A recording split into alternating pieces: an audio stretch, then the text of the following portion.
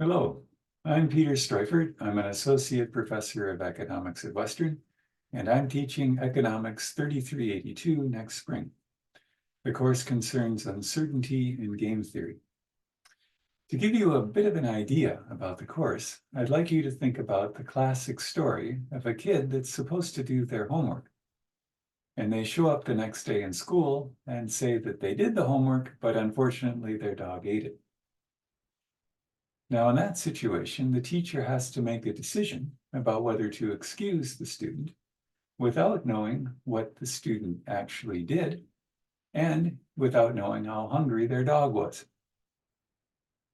Game theory is concerned about situations like that, where people have to make decisions without knowing the full story.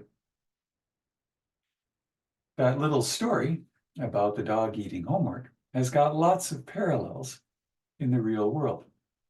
For example, at some point in your career, you might be supervising an employee, and that employee might let you down.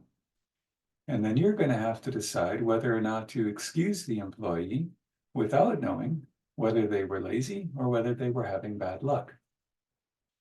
Similarly, you might invest your own money or somebody else's money in a project and then find that the project failed. Then you're going to have to decide whether the project manager was incompetent or whether there was just some bad luck. Or another example would be, suppose you're a voter and you're deciding whether or not to keep the same government in power. You have to decide whether the government had bad luck or whether the government was incompetent. Now, what game theory does is able to systematically write down situations like that using mathematical notation. Then what we can do is we can compare one situation to another, and we can talk intelligently with each other about those different situations and bring some mathematics to bear.